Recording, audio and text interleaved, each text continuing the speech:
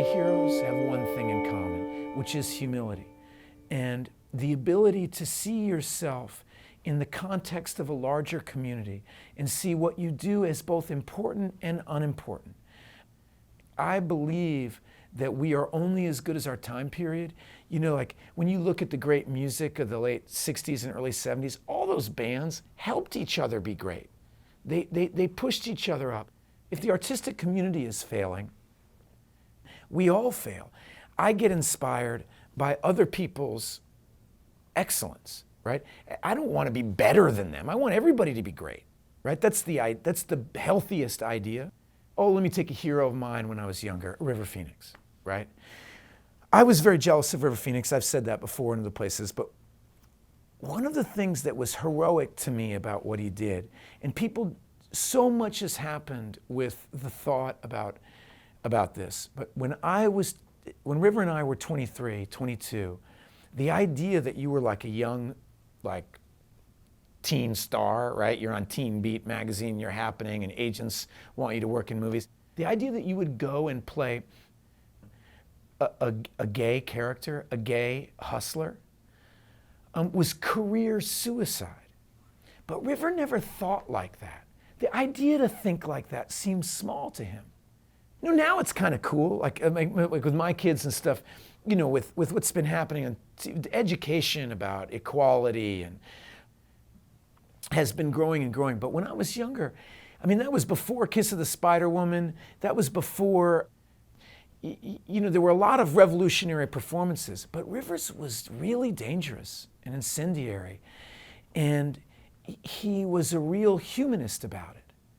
And I really admired that. And when I get asked to play roles that, you know, that might not suit my ego or might not suit my vanity, you know, I think of what River would say or how River would think. Tom Stoppard is a hero of mine, a living hero, a guy. I was in a rehearsal room with him for 9 months doing Coast of Utopia, this story of mid-19th century Russian radicals. This is a man whose artistic flower is still blooming in his 70s. And why is it still blooming? Because it's a work ethic thing. He's never been about anything but the joy of creativity, you know? And when he comes to rehearsal, at first you're intimidated, and before you know it, you're engaged because he's talking to you and asking you and provoking you. And he's also wrote everybody who worked on the show, everybody who worked on the show. It was a huge cast, like 100 people. He wrote everybody a personal thank you note for dedicating time out of their life to help his play come forward. And he knows what a sacrifice it was and how valuable their time is. And he writes their name and he knows their name. And you know, and it's very, there's a humility to it. That humility is very inspiring to me. Robert Benton, director of Places in the Heart, who wrote Bonnie and Clyde, along with a million other things. Just, you know, when you meet these guys, there's a great humility to them. I was doing this play Ivanov, right, this Chekhov play. It was so hard, and I was killing myself trying to, with this character. He commits suicide at the end of it. It's a very painful performance to give, and I was so nervous, and opening night was coming, and I was getting so upset during the show that I was really hurting my voice, but I couldn't stop, and I was a nightmare to be with. And all of a sudden, Hurricane Sandy happened. And the theater shut down.